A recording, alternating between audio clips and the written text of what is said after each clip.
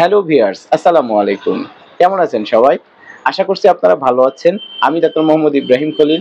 আলহামদুলিল্লাহ আমিও ভালো আছি। দেশে এবং প্রবাস থেকে যারা আমার এই ভিডিওটি দেখছেন আপনাদের সবাইকে অনেক অনেক শুভেচ্ছা। আমি আজকে অত্যন্ত গুরুত্বপূর্ণ একটি বিষয় নিয়ে আপনাদের সামনে আলোচনা করব। সেটি হচ্ছে সহবাসের সময় পেনিস ঠিকমতো শক্ত না হওয়ার কারণ ও তার সমাধান সম্পর্কে। আপনাদের অনেকেই হয়তো একটি সমস্যার সাফার করেছেন কিংবা অনেকেই বর্তমানে সাফার করছেন। সেটি হচ্ছে সহবাসের সময় পেনিস ঠিকমতো শক্ত না হওয়া বা শক্ত হলেও দ্রুত নরম হয়ে যায়। বলা যায় বর্তমানে সবচেয়ে কমন একটি সমস্যা এটা। চিকিৎসা নিতে আসা অধিকাংশ রোগীরাই এ জাতীয় অভিযোগ করে থাকেন। এই সমস্যাটি মূলত কাদের বেশি হয়? মূলত যারা নতুন বিবাহিত পুরুষ তাদের এই সমস্যাটি সবথেকে বেশি হয় এবং যাদের বয়স 50 প্লাস হয়েছে তাদের ক্ষেত্রেও এই সমস্যাটি দেখা যায়। আবার যে সমস্ত পুরুষেরা বাহিরে সেক্স করেন, বিশেষ করে গার্লফ্রেন্ডের সঙ্গে কিংবা পতিতালয়ে যারা যৌন সম্পর্ক স্থাপন করে থাকেন, তাদের ক্ষেত্রেও এই সমস্যাটি খুবই কমন একটি প্রবলেম। অধিকাংশ ক্ষেত্রে দেখা যায় যারা বাহিরে অবাধে মেলামেশা করে থাকেন তাদের সহবাসের সময় পেনিস ঠিকমতো শক্ত না হওয়া কিংবা শক্ত হলেও দ্রুত নরম হয়ে যাওয়া কিংবা দ্রুত বীর্যপাতের সমস্যা দেখা যাচ্ছে। এই যে দ্রুত বীর্যপাত হয়ে যাওয়া কিংবা ঠিকমতো পেনিস শক্ত না হওয়ারও কিন্তু অনেকগুলো কারণ থাকতে পারে। সেই কারণগুলোর মধ্যে অন্যতম হতে পারে পরিবেশের অভাব, শারীরিক দুর্বলতার অভাব, মানুষে দেখে ফেলবে কিংবা ভয় ভীতি কাজ করে। এই জাতীয় বিভিন্ন কারণে কিন্তু একজন পুরুষের পেনিস ঠিকমতো শক্ত না হতে পারে কিংবা শক্ত হলেও দ্রুত নরম হয়ে যেতে পারে। এই কারণগুলোর কারণে কোনো পুরুষের পেনিস যদি ঠিকমতো শক্ত না হয় কিংবা শক্ত হলেও দ্রুত নিস্তেজ হয়ে যায় অথবা দ্রুত বীর্যপাত হয়ে যায়, তাহলে এটা খুবই স্বাভাবিক একটি ব্যাপার। অথচ এই স্বাভাবিক ব্যাপারটাকে অনেকেই অস্বাভাবিক ভেবে অনেক দুশ্চিন্তা করতে থাকেন, অনেক হতাশার ভিতরে নিমজ্জিত হয়ে যান এবং এই দুশ্চিন্তা তার ব্রেইনে সেট হয়ে যায়। পরবর্তীতে সে যখন বিয়ে করে নিজের স্ত্রীর কাছে যান তখন তার এই নার্ভাসনেসের কারণে তখন কিন্তু তার পেনিসটা ঠিকমতো শক্ত হয় না কিংবা শক্ত হলেও দ্রুত নরম হয়ে যায় অথবা দ্রুত বীর্যপাত হয়ে যায়, যার কারণে সে অনেক হতাশার ভিতরে নিমজ্জিত হয় এবং আরো বেশি দুর্বল হয়ে যেতে থাকে। এটি কিন্তু একটি কারণ। আবার অনেকে এটাকে অতিরিক্ত মাস্টারবেশনকেও দায়ী করে থাকেন।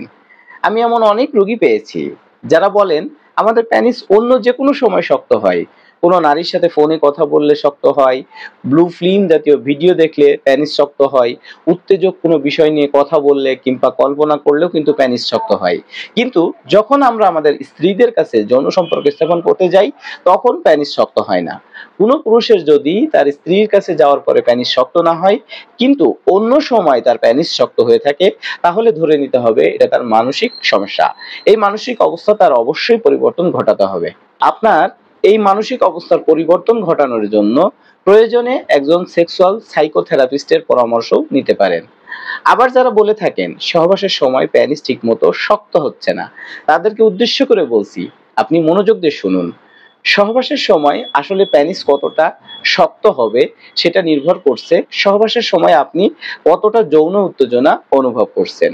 আপনি সহবাসের সময় কতটুকু উত্তেজনা ফিল করছেন সেটার উপরে নির্ভর করছে আপনার পেনিস কতটুকু শক্ত হচ্ছে।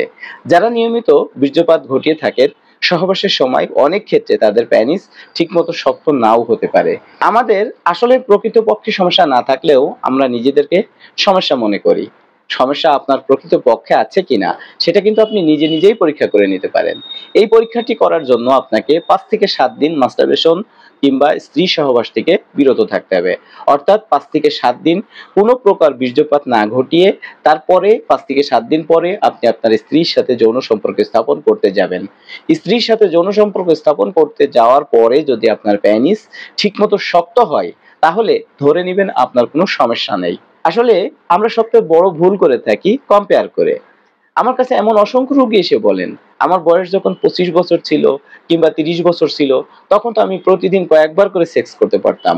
এখন আমার বয়স 40 হয়ে গেছে, আমি কেন আগের মতো সেক্স করতে পারি না, কয়েকবার করে যৌন সম্পর্ক স্থাপন করতে পারি না।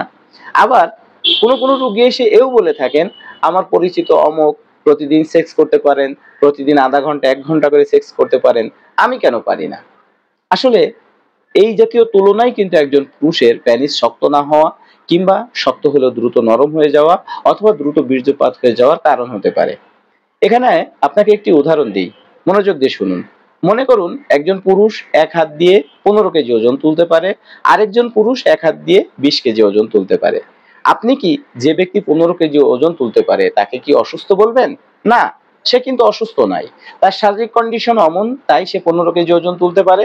আর যে 20 কেজি ওজন তুলতে পারে তার শারীরিক কন্ডিশন 20 কেজি তোলার মতো, তাই সে 20 কেজি তুলতে পারে। তাই এ জাতীয় বিষয় নিয়ে আপনি কারোর সাথে তুলনা করবেন না, কখনো কম্পেয়ার করতে যাবেন না। আপনি যদি প্রতিদিন একবার করে সেক্স করতে পারেন তাহলে সেটাই আপনার জন্য যথেষ্ট।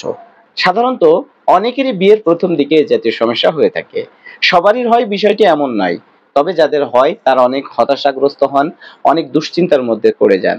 নতুন ওয়াইফ, মান সম্মানের ভয়ে বাজার থেকে one time tablet, capsule, syrup কিনে নিয়ে এসে সেবন করে যৌন সম্পর্ক স্থাপন করতে থাকেন। কিছুদিন তার ভালোই যায়। যখন এই ওষুধগুলো নিয়মিত সে সেবন করতে থাকে তখন কিন্তু কিছুদিন পরে তখন আর এই ওয়ান টাইমেও তার কাজ হয় না। তখন সে আরো বেশি হতাশ হয়ে চিকিৎসকের শরণাপন্ন হয়। আবার অনেকে রয়েছেন যারা বিয়ের 2-3 দিন পরে যখন দেখে দ্রুত বীর্যপাত হয়ে যাচ্ছে, প্যানিস ঠিকমতো শক্ত হচ্ছে না কিংবা শক্ত হলেও দ্রুত নিস্তেজ হয়ে যাচ্ছে, তারাও কিন্তু হতাশার মধ্যে পড়ে যায় এবং চিকিৎসকের শরণাপন্ন হয়। আসলে বিষয়টি কিন্তু খুবই স্বাভাবিক। বিয়ের প্রথম দিকে নার্ভাসনেসের কারণে, অনভিজ্ঞতার কারণে এ জাতীয় সমস্যা হওয়াটা খুবই স্বাভাবিক একটি ব্যাপার। অথচ এই স্বাভাবিক বিষয়টাকে সে অস্বাভাবিক নিয়ে খুবই হতাশা এবং দুশ্চিন্তার মধ্যে পড়ে যায়। তাই যারা নতুন বিয়ে করছেন কিংবা করবেন বলে ভাবছেন তাদেরকে একটি বিষয় বলছি, আপনি খুবই মনোযোগ দিয়ে শুনুন। বিয়ের প্রথম দিকে অনেকের ক্ষেত্রেই অনভিজ্ঞতার কারণে কিংবা আন্ডারস্ট্যান্ডিং এর অভাবের কারণে এ জাতীয় সমস্যা হওয়াটা খুবই স্বাভাবিক একটি ব্যাপার। আপনার ক্ষেত্রে যদি এ জাতীয় সমস্যা দেখা যায় তাহলে একদমই ভেঙে পড়বেন না, হতাশ হবেন না, একদম স্বাভাবিক থাকার চেষ্টা করবেন। আর আপনি আপনার পার্টনার বা স্ত্রীর সাথে এই বিষয়গুলো নিয়ে খোলামেলা আলোচনা করে নেবেন। তাকে এটা বোঝাবেন বিয়ের প্রথম দিকে অনভিজ্ঞতার কারণে, আন্ডারস্ট্যান্ডিং এর অভাবের কারণে এ জাতীয় সমস্যা হওয়াটা খুবই স্বাভাবিক একটি ব্যাপার। এটি আস্তে আস্তে ঠিক হয়ে যাবে। প্রথমেই এটার জন্য দুশ্চিন্তা না করতে, এ জাতীয় সমস্যা দেখা দিলে প্রথমেই ডাক্তারের কাছে না গিয়ে নিজে নিজেই সমস্যাটা ওভারকাম করার চেষ্টা করবেন। আপনি আপনার স্ত্রীর প্রতি মনোযোগী হবেন, আপনার স্ত্রীর প্রতি যৌন ফিলিংস তৈরি করবেন। ভিতর থেকে যদি আপনি যৌন উত্তেজনা অনুভব করতে পারেন তাহলে দেখবেন আপনার প্যানিস অবশ্যই শক্ত হচ্ছে। সবসময় যদি ভাবতে থাকেন প্যানিস শক্ত হচ্ছে না কেন, কি করলে শক্ত হবে, এ জাতীয় চিন্তা ভাবনা করলে আপনার প্যানিস কিন্তু ঠিকমতো শক্ত হবে না। যদি ভিতর থেকে আপনার যৌন উত্তেজনা না আসে তাহলে প্যানিস কখনোই ঠিকমতো শক্ত হবে না। তাই এই জাতীয় চিন্তা বাদ দিয়ে আপনি আপনার স্ত্রীর প্রতি মনোযোগী হন, স্ত্রীর শরীরের প্রতি ফিলিংস তৈরি করুন। তাহলে দেখবেন ভিতর থেকে যৌন উত্তেজনার সাথে সাথে আপনার প্যানিস ঠিকমতো শক্ত হচ্ছে। আপনি আপনার স্ত্রীর প্রতি ফিলিংস তৈরি করার জন্য সহবাসের আগে আপনি আপনার স্ত্রীর সাথে যৌন বিষয়ক কথাবার্তা বলতে পারেন, গল্প করতে পারেন কিংবা উত্তেজক দৃশ্য দেখতে পারেন, অথবা রোমান্টিক পরিবেশ তৈরি করে আপনার স্ত্রীর উপরে যৌন আগ্রহ তৈরি করবেন। যদি ভিতর থেকে আপনি এই যৌন আগ্রহটা তৈরি করতে পারেন তাহলে দেখবেন আপনার প্যানিস অবশ্যই ঠিকমতো শক্ত হচ্ছে।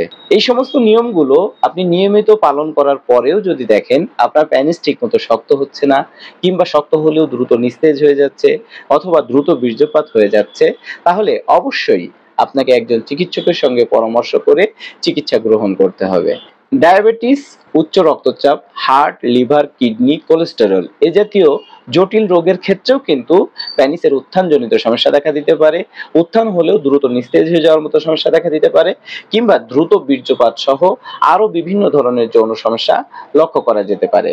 তাই আপনার ঠিক কোন কারণে এ জাতীয় সমস্যা হচ্ছে সেটা নির্ণয়ের জন্য আপনি একজন অভিজ্ঞ রেজিস্টার্ড হোমিওপ্যাথিক ডাক্তারের সঙ্গে পরামর্শ করে চিকিৎসা গ্রহণ করলে আশা করা যায় এ জাতীয় সমস্যা থেকে স্থায়ীভাবে মুক্তি পাওয়া সম্ভব। দর্শক, এখানে একটি কথা বলে রাখি, যৌন রোগের বাজারে যে সমস্ত ঔষধগুলো রয়েছে সেগুলা অধিকাংশই উত্তেজক ঔষধ হিসেবে ব্যবহৃত হয়।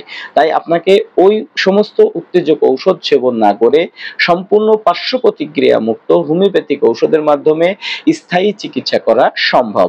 তবে এখানে আমি আপনাকে আবারও সতর্ক করে বলছি, আপনি আপনার এই জাতীয় সমস্যার ক্ষেত্রে বাজার থেকে উত্তেজক ট্যাবলেট, ক্যাপসুল, সিরাপ না কিনে খেয়ে আপনি একজন অভিজ্ঞ রেজিস্টার্ড হোমিওপ্যাথিক ডাক্তারের সঙ্গে পরামর্শ করে চিকিৎসা গ্রহণ করবেন।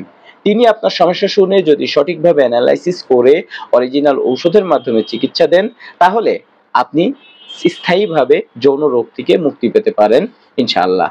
পাশাপাশি পুষ্টি সমৃদ্ধ খাবারগুলো আপনি নিয়মিত খেয়ে যাবেন, যেমন ছোলা, কিশমিশ, কালোজিরা, মধু, বিভিন্ন প্রকার বাদাম, কলা, দুধ ইত্যাদি। 7 থেকে 8 ঘন্টা নিয়মিত ঘুমাবেন, অলসভাবে বসে না থেকে শারীরিক পরিশ্রম করবেন। তাহলে দেখবেন আপনি যৌন স্বাস্থ্যে সারা জীবন অটুট আছেন। আপনাকে আমি আবারও বলছি, পুরুষদের যৌন স্বাস্থ্যে ফিট থাকতে হলে তাদের পুষ্টি সমৃদ্ধ খাবারের বিকল্প কোনো কিছু নেই। পুরুষদের যৌন শক্তি উৎপাদন হয় তার খাবার থেকে। তাই পুষ্টি সমৃদ্ধ খাবার সেবন করবেন, এবং যদি এই সমস্ত নিয়মগুলো মানার পরেও আপনার সমস্যা মনে হয়, তাহলে একজন অভিজ্ঞ রেজিস্টার্ড হোমিওপ্যাথিক ডাক্তারের সঙ্গে পরামর্শ করে চিকিৎসা গ্রহণ করবেন। তাহলে আশা করছি আপনি স্থায়ীভাবে যৌন রোগ থেকে মুক্তি পেতে পারেন। দর্শক, আজকের এই ভিডিওতে সহবাসের সময় পেনিস ঠিকমতো শক্ত না হওয়া কিংবা হলেও দ্রুত নিস্তেজ হয়ে যাওয়ার কারণ এবং সমাধান নিয়ে আলোচনা করলাম। আশা করছি আপনার এই ভিডিওটি অনেক বেশি ভালো লেগেছে। যদি আপনার এই জাতীয় সমস্যা থাকে, প্রয়োজনে আপনি আমাকে ফোন করে আপনার বিস্তারিত সমস্যার কথা আলোচনা করে অরিজিনাল ঔষধের মাধ্যমে চিকিৎসা গ্রহণ করতে পারবেন। নতুন কোনো ভিডিওতে নতুন কোনো বিষয় নিয়ে আবার আপনার সঙ্গে দেখা হচ্ছে। সেই পর্যন্ত আপনি ভালো থাকবেন, সুস্থ থাকবেন, নিরাপদে থাকবেন। আল্লাহ হাফেজ।